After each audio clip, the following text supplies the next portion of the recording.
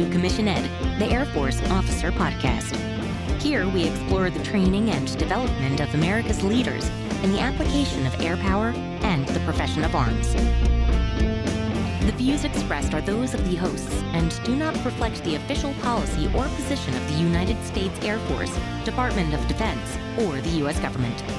The mention of companies by name is solely for the purpose of discussion and should not be implied as endorsement.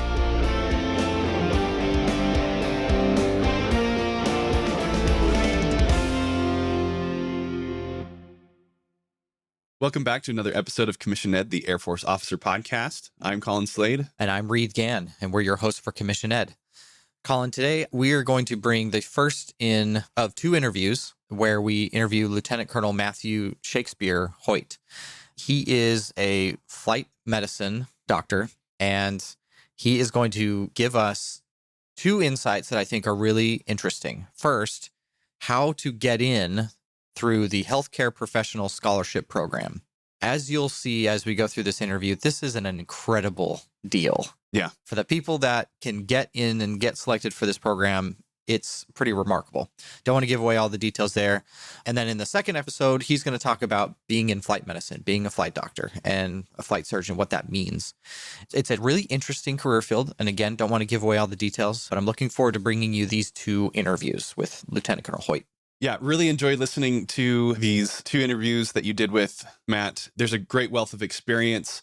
But one thing that is really important for us to highlight before we do anything else for these episodes is that while Matt is a medical professional, he is a doctor, he is fully aware of all of the medical standards. He is not your doctor. And so you should not be reaching out to him asking for medical advice, your particular situation, you're pursuing a waiver or anything like that. Those things are better routed through your specific doctor, through your treatment facility, not through email to us.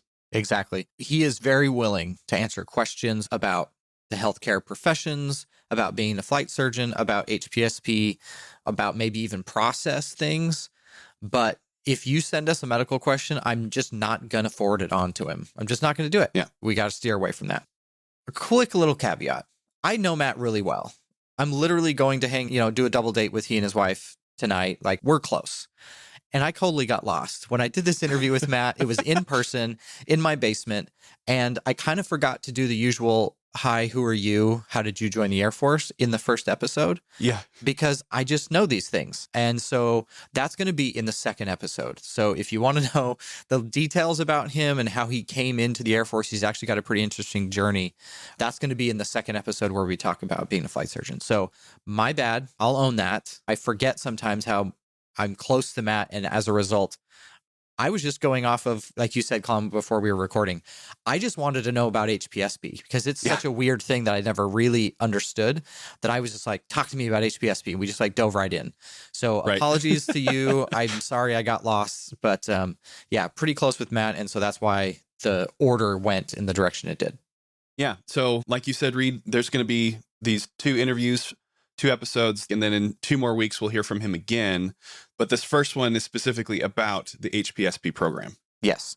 So with that, we're going to turn it over to Lieutenant Colonel Matt Shakespeare Hoyt and my interview I had with him a few weeks back.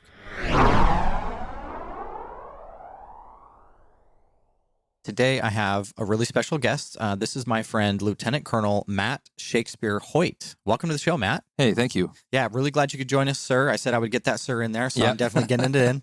So, Matt, you and I met in Montgomery. Yes. So I was stationed there as an OTS instructor, as our audience is well aware, and you were there as a medical professional. That's correct. Yeah. How long were you at Maxwell? I was there for 2.5 years. Okay.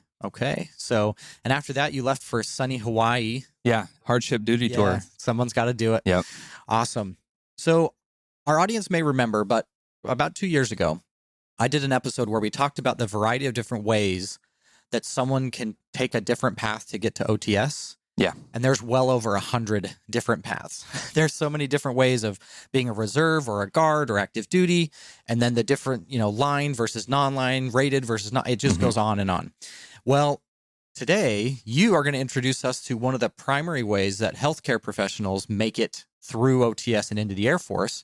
and that's the Healthcare Professional Scholarship Program, or HPSP. This is a program that we've gotten a lot of questions about, and I just don't know. And so I've never been able to answer those questions. And so today, Lieutenant Colonel Hoyt's going to come on, and he's going to help us understand how this works. So let's just very briefly, what's the big scope of how healthcare professionals can make it into the Air Force?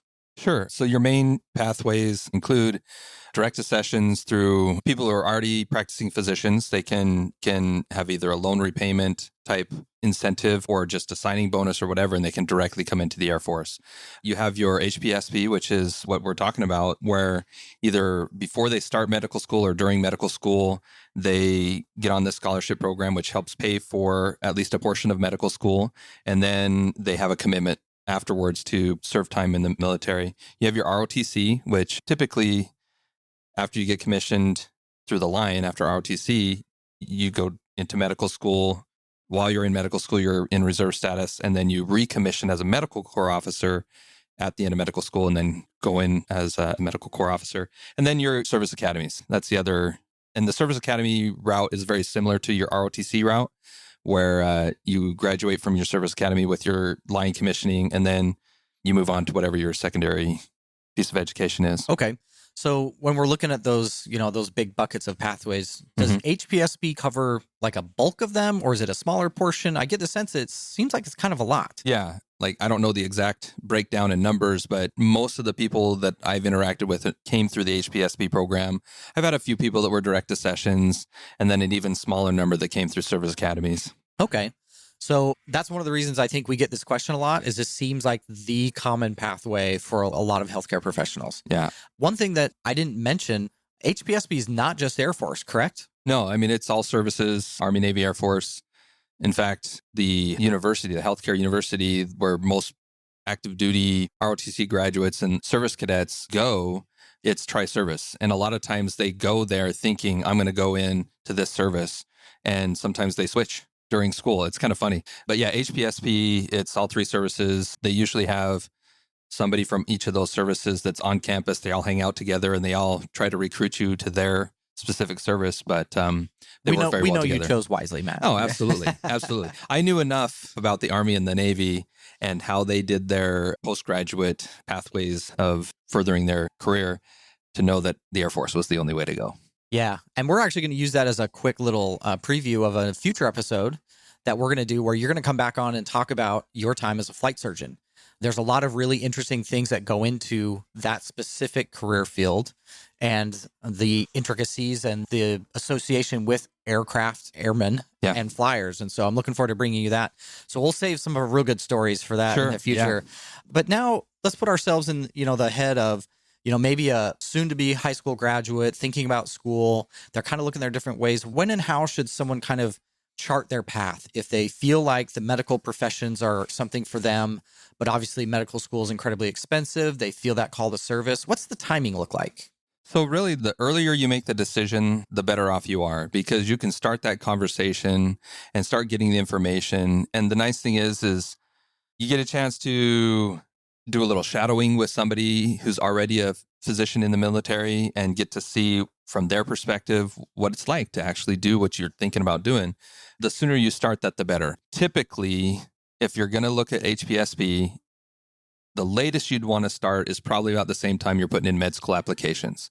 Start that conversation. So in your undergrad year, the year before you're going to graduate, while you're doing that whole process, that would be probably the ideal time. If, no kidding, that's the route you want to go. If you're not quite sure, the nice thing is about HPSP is you can be a second or third year med student and still apply for HPSP and get some of your school paid for and still get the benefits of being on a scholarship, covering some of that expense, and then joining right into the service right out of med school. Okay. So there is a wide range of options. Yeah. But obviously, if you don't have to pay for 3 years of med school, if the Air Force is going to pick up that tab, it might have been a good idea to talk sooner rather than later. Yeah. And do you have to go to a recruiter for this? This isn't like just an online application, right? I'm guessing you're going to have to talk to somebody. I mean, ultimately, you're going to have to go through someone. There's definitely information out there that you can get online first, and parts of the application that are filled out online.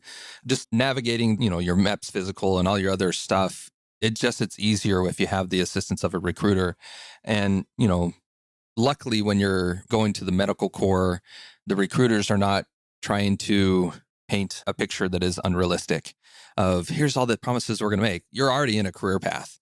So you're already in a direction that you're going in to be a doctor. What kind of doctor are you going to be? That's kind of where it comes down to. And the reality is, there's a ton of primary care doctors in the military.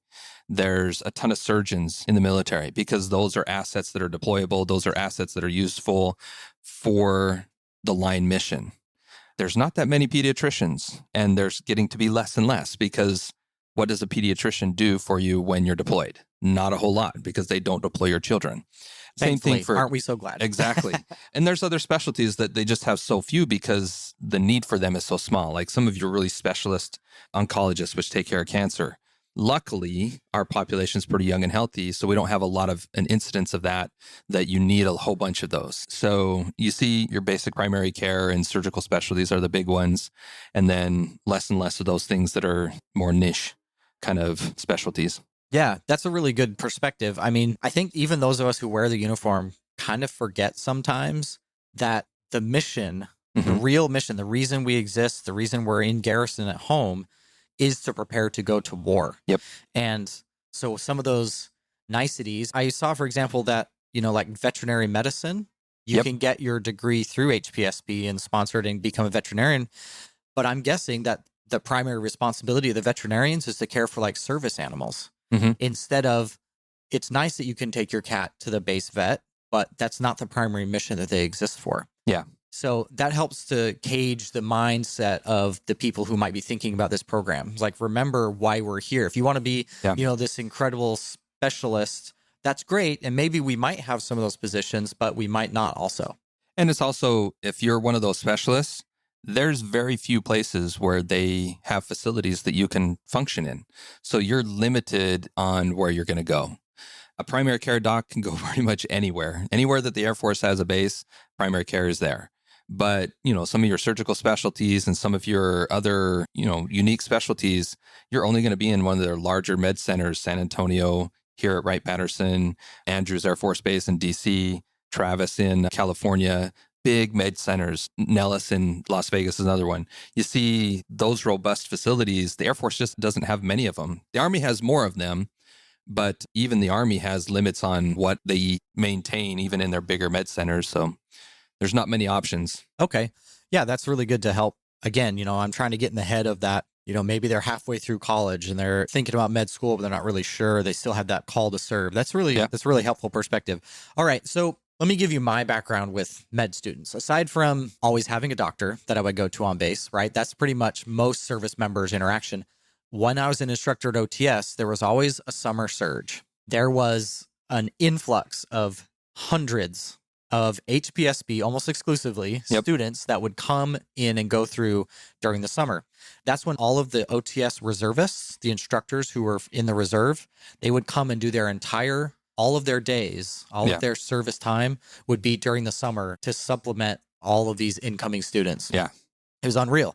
And I later learned that's because they're attending medical school and they don't have a whole lot of freedom. And so during one of their summers, they would go to OTS and not get commissioned. So let's talk through that. That's what I wanted. This was a long intro into help me out with the order of operations here. Absolutely. Because this is different than I graduate, I commission, or I go to OTS, I commission, and I'm in. It's a different order. So walk us through how that works. Yeah, sure. Absolutely. So as soon as I accepted the scholarship from the Air Force, I interviewed, I did all my paperwork, got my physical redone because I had already had one for ROTC, but got a new physical, got accepted, received an actual, you've been accepted into the HPSP. That gave me the ability to commission. So I commissioned as a second lieutenant in a reserve status while I was a med student.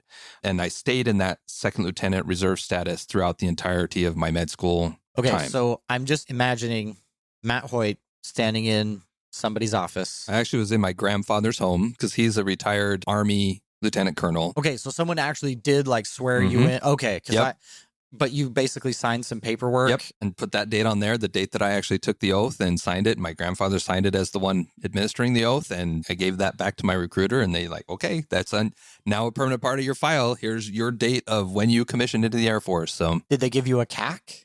I didn't get a CAC right then. but I was able to take paperwork. I was in med school in Southern California, went to the closest base, was able to go and get a CAT card. And I believe it was a reserve CAT card because that was the status I was in. Because I had that CAT card the first time I rotated on an active duty base as a third and then a fourth year med student. But essentially, you were in the Air Force as of that moment. Yeah. That is my official date of accession was like January 8th, 2003. Wow. That's when I took my oath of commissioning. And then because I had already started med school, I went to OTS between my first and second year of med school. The ideal timing of what they would like to have is you go to OTS the summer before you start med school. Okay. Because you're graduating from undergrad in May, June-ish. So go to OTS, start med school in August-ish. And then the summer between your first and second year is really your last summer as a med student. So that year, what they're trying to do is actually send all of the transition first to second year med students that are HPSP scholarship recipients to the aerospace medicine primary course. Teach them how to do profiles, teach them how to do all the administrative mission critical medical items.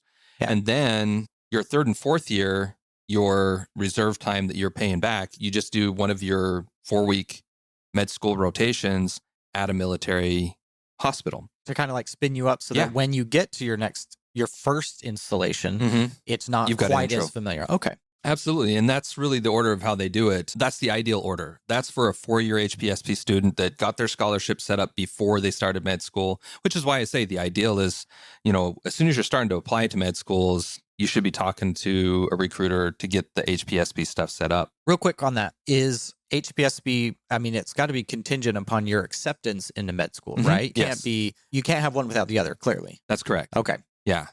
And that's why that conversation's good, because basically they can have everything teed up. So once you get accepted, then it's like, here's your paperwork. Go ahead and, we'll get you set up. And that way they can set up a more intentional time of when to do your commissioning and everything officially.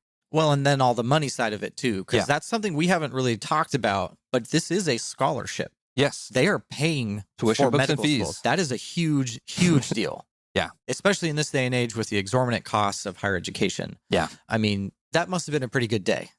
Oh, yeah.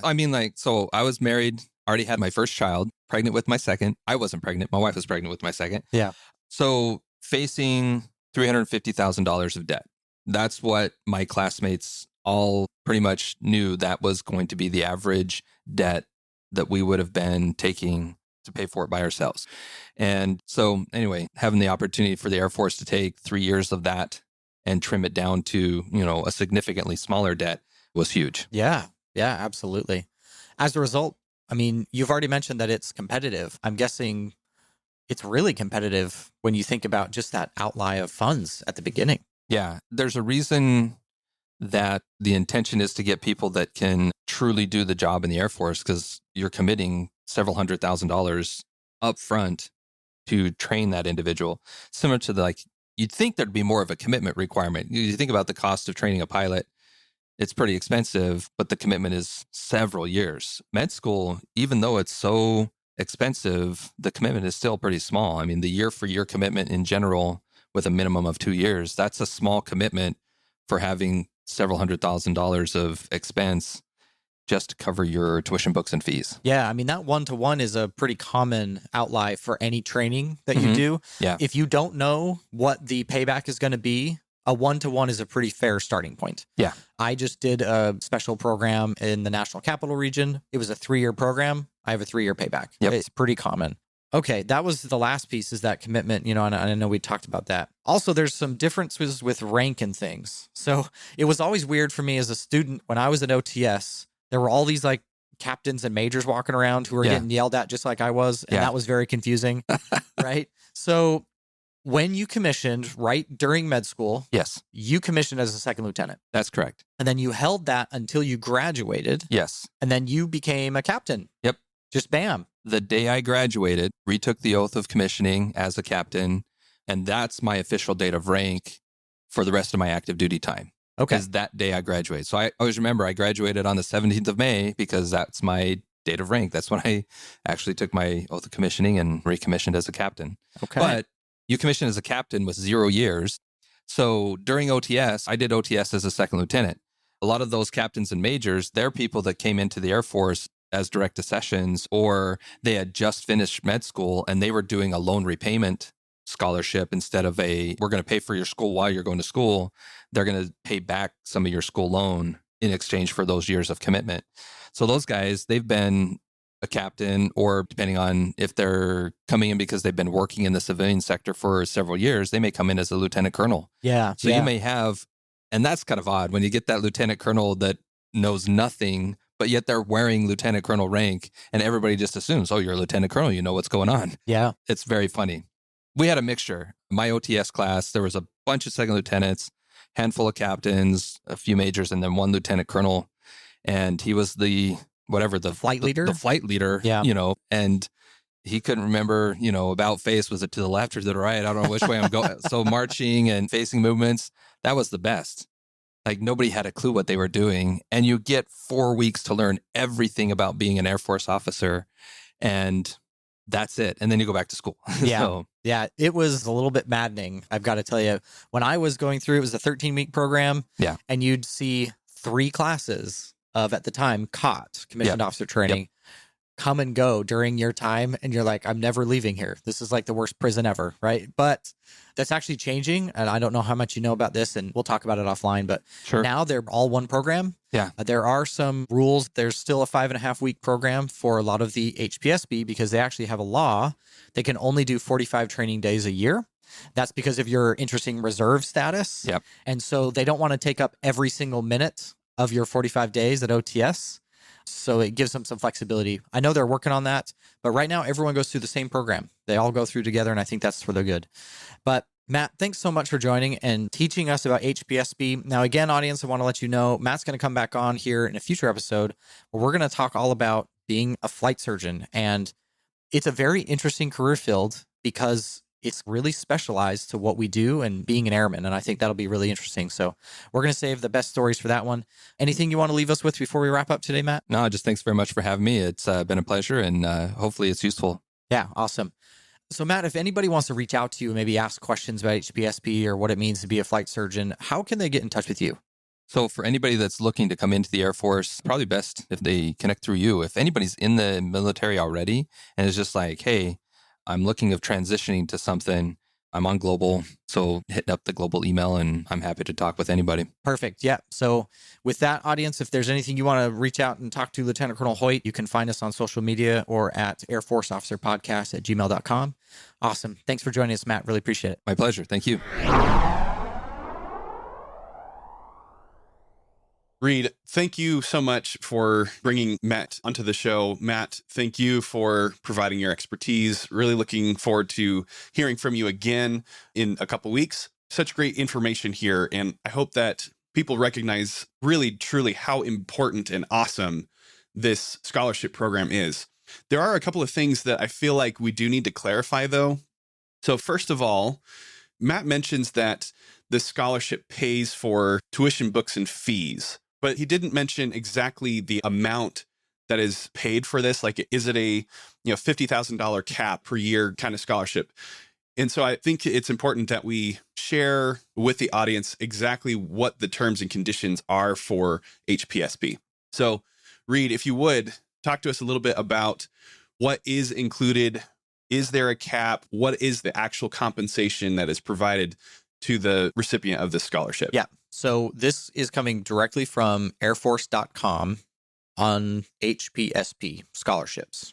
Quote, these scholarships cover all tuition and required fees, including textbooks, small equipment items, and supplies needed for study.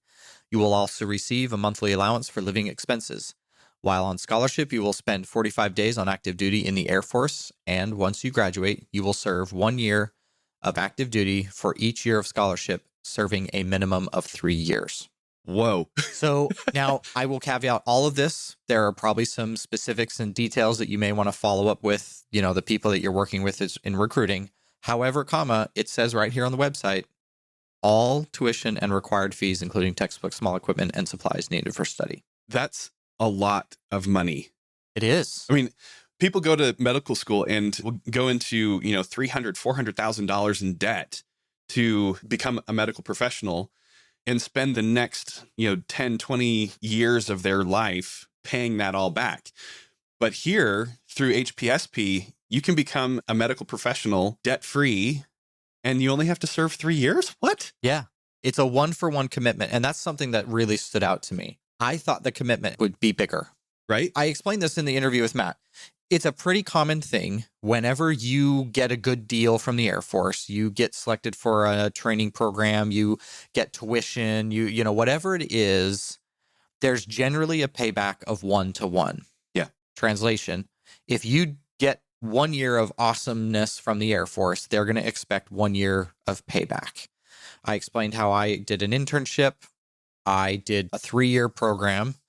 And it was amazing. I got to choose what job I wanted to do. I got to move through a major organization and pick what I wanted to do. It was incredible.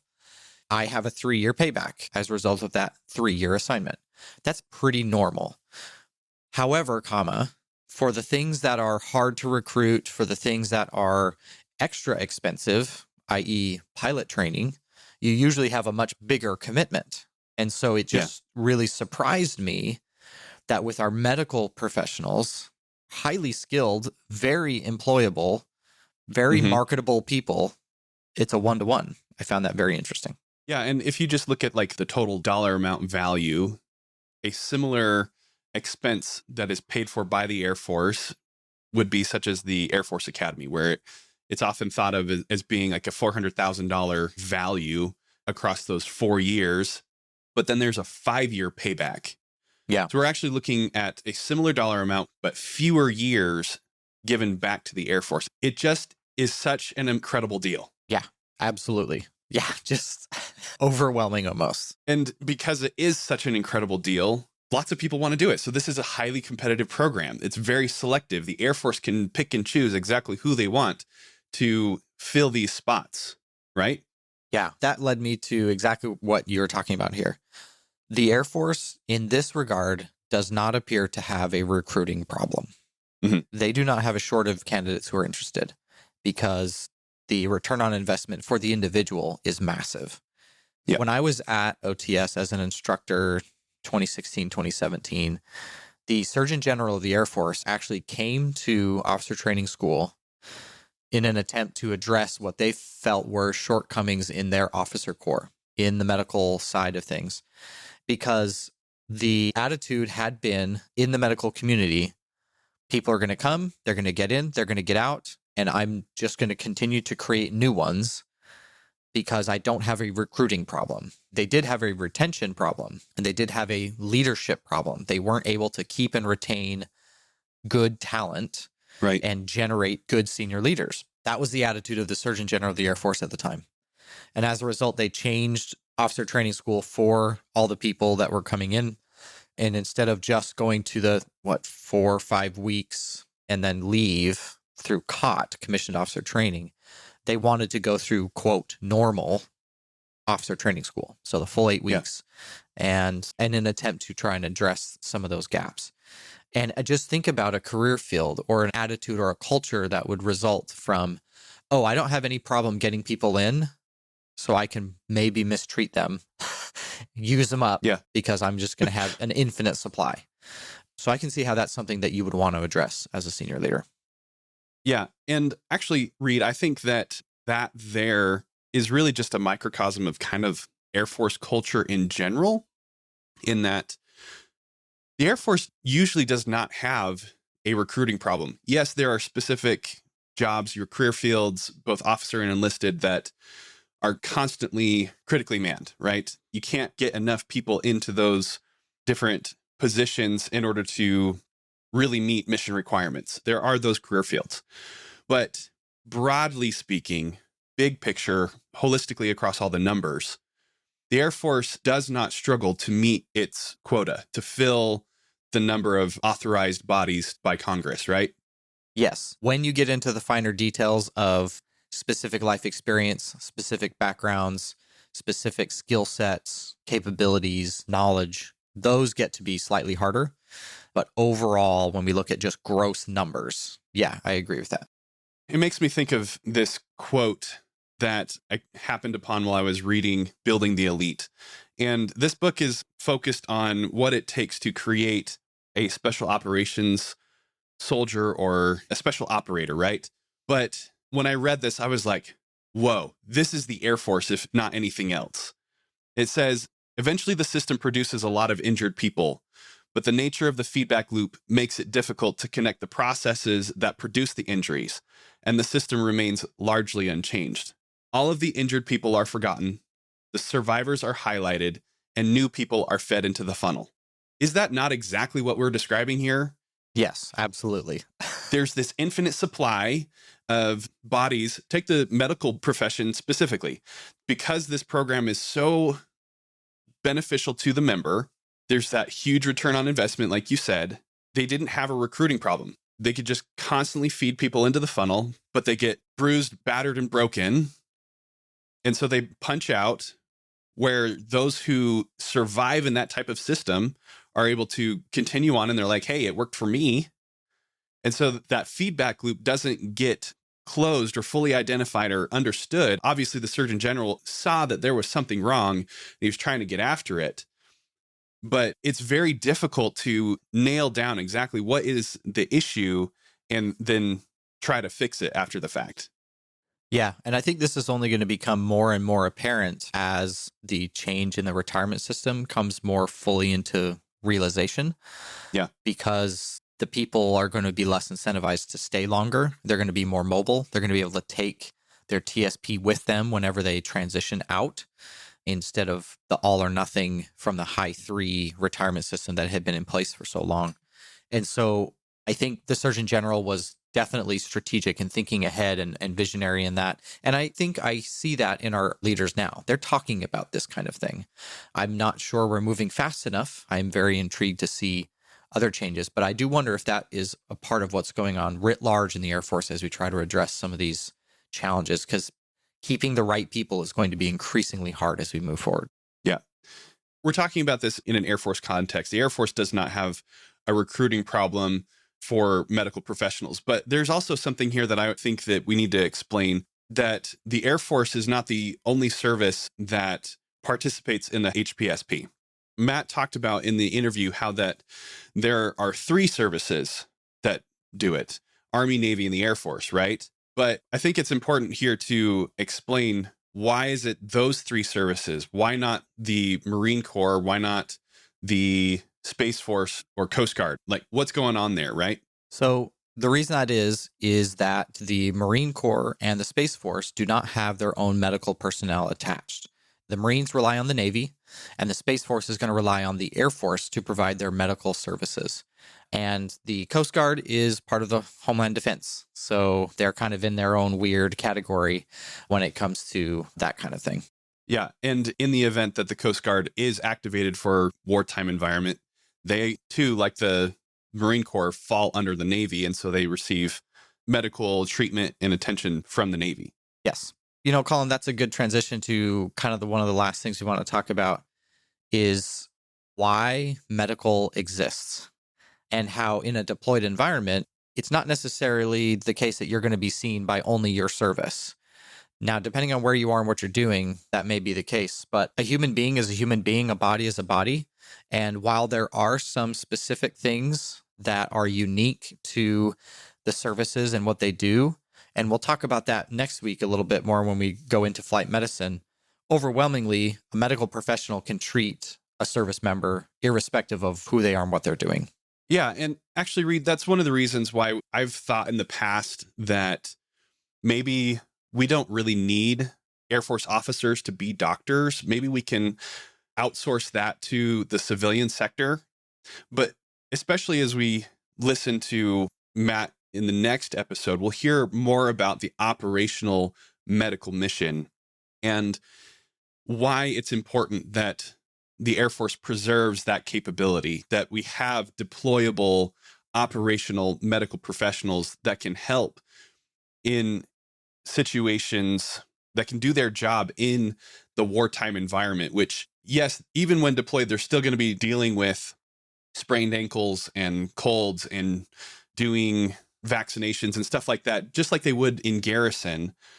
But there is an operational aspect to the military medical profession that cannot be provided by civilians. And so while I may not fully understand all of those different aspects, I'm coming back around to the idea that this is a capability that needs to be preserved and trained for and prepared so that the Air Force is able to do its mission.